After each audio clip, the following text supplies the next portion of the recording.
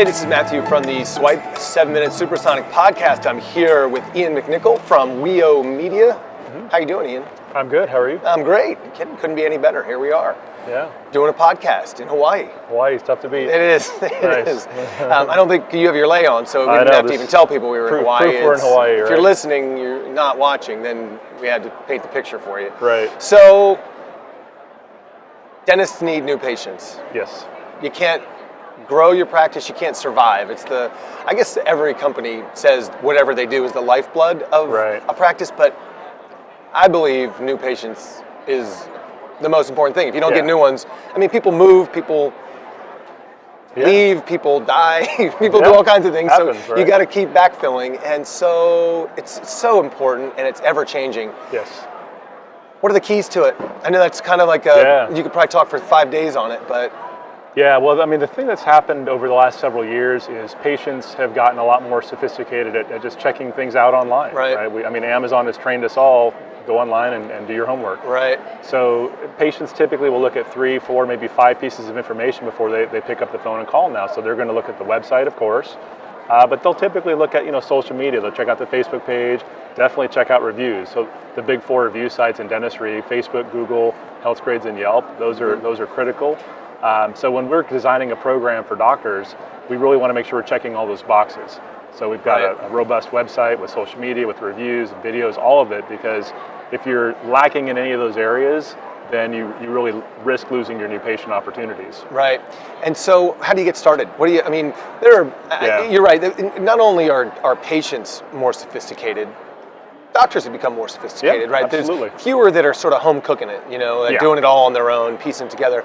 They really need a trusted partner who can do it all, walk them through it, be there, answer questions, sort of help along the way. Because I think dentists are mostly, they want to be a little bit involved. I think, back in the day, they were like, I can do this.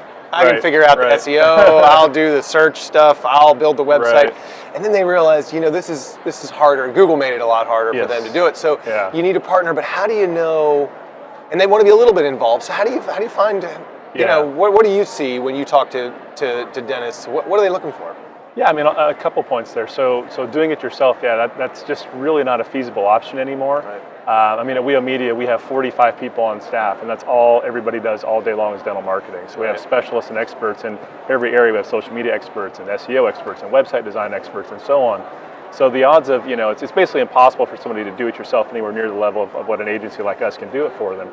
So that's kind of one piece of it. But the other thing is, how do you know who to pick and how involved should they be? Those are good questions. So when people are trying to select a provider, to work with them, I mean, there's a couple things I think that really come to the front. One of them is kind of having a full service shop to work with. So it's really common in the dental space to, they come to a show like this, they go buy a website from some company, then they have somebody in their office doing some Facebook posting, they find a guy in Craigslist to shoot a video, and it's just this very kind of piecemeal, shotgun approach. It's very random. Right. And so, as a result, the marketing doesn't work that well, right? Because it's not coordinated. It's not a kind of a coherent strategy. And so, one thing that practices should look for is a company that can kind of handle all of it, or as much of it as possible. And also, knowing dentistry is a huge deal. So there are a lot of companies that don't specialize in dentistry, or don't know much about dentistry, and so we'll talk to practices all the time that are considering us and some local company because they want somebody local. Right. And there's a huge problem with that in terms of local. First of all, everything's digital and remote communication, so local is just way overrated anymore. Yeah, it's not necessary. Everything can be done remote. Yeah. But what's far more important than local is having somebody who actually understands your industry. Right. We work with over 700 practices across the country, and so we have a deep expertise in exactly how do you design websites that are going to convert patient leads? What type of content do you write? I mean, a lot of marketing really has to do with a solid understanding of the industry. Sure. You can't just slap up some stuff, some posts, and then, oh, hey, great, we're doing marketing now, check the box. Yeah. It doesn't work that way. Where are these new patients? Right. I did all the things that the book, Dental Marketing for Dummies told me to do, and it's still not working. No, it's true. It's true. I mean, I have an engineering degree and an MBA. And there's still so many things I don't understand. I don't know. So I go to my staff and say, hey, Tracy, hey, Evan, hey, I ask these people who are really experts in their area, and they teach me constantly, and that's how I can stay up on things, is because collectively we have a lot of knowledge, and so that's how we stay on top of this stuff. Yeah. So what's the number one thing? Like, what's the thing this year? So we're kind of coming through 2018. What is it that dentists have to be doing? Just have to be doing better than they're doing it today? Yeah. I mean, it's kind of a cheesy answer, but all of it. Yeah. Honestly, I mean, because of where do you start though? Where do you start? Yeah, because of the way that patients make decisions, you have to have the foundational starting point is the website. Right. That's what most of the traffic goes. That's where most of the conversion happens, is on the website. So getting a website that really reflects the practice, it's not a template, but it's actually got some customization on the design, maybe a custom video, a custom photo shoot. That's a great place to start. That's that foundational bedrock we kind of build the house on. Then having reviews and social media and videos, those things become very, very important. One of the things that I teach when I teach in my seminars is a sales conversion funnel. And at the top of the funnel, you've kind of got awareness, direct mail and branding and these kinds of things. Then as you come down the funnel, and that's about a 1 to 3% conversion rate there. So when people start looking at your website and your social media, then it's maybe 10, 15, 20%, maybe even 30% of those leads of the traffic on those sites, on those channels, will convert to call or contact the practice. But when you get to the reviews, Yelp, Google, Facebook Health Grades, those typically convert 60 to 75%. So as you come down that funnel, you kind of check all the boxes. And so yes, you got to have that website, and that's going to convert a lot of it. But really, the decision making, usually the final part in the process is the reviews. Right. So they're going to look at the reviews. Yeah. So all of it's important, but website and reviews probably are the most important. And it's no different than us as consumers, right? Tonight you're going to want to go to a restaurant, and you can either walk down the street and go in the first place you see, or you're most likely going to pull out your phone, do a little research, read a few reviews. How do we? Here's a tricky question. We live in an age where there are, I don't want to say fake reviews, but there are a lot of reviews out there. And how do we know, how do we help get the right ones? Because there are so many out there that are kind of, whether, that aren't genuine. How do we sift through that? So again, for dentistry, the big four, Google, Facebook, Yelp, and Health Grades, those are, not only are huge brands, they're worldwide recognition, but Google, and in a lot of search results, they're going to look at and treat those four much more than if you have like a appointment reminder software that drives the reviews to their review site. It's not really that useful. Yeah, to be honest. 5 years ago or 10 years ago, that was kind of the way you did it, and now this is you really that mousetrap doesn't work anymore. You got to have the reviews on the major review sites, and so that's the thing. And then the other thing is, and Yelp has put out some studies about this, and so have some other review sites. If practices will take the time to reply and respond to the reviews, whether it's positive or negative, either way, on average, it gives them about a 10% improvement in their star rating. Does it? So if you're at a 4.0 star average, and then you start taking the time to actually reply to all the reviews, over time you go up to a 4.4. And what happens is, patients who wrote maybe a lesser review, when you replied and you engage and you showed that you actually care, a lot of times they'll go back and they'll change it from a 2 to a 4 star or whatever. Right. The other thing is, when other patients come to read the reviews, they'll see that the practice is responding and engaging, and that's a very strong signal that that's a practice they want to go to. Sure. And is that something that the doctor should do, or the staff should do, or is that a kind of game time decision?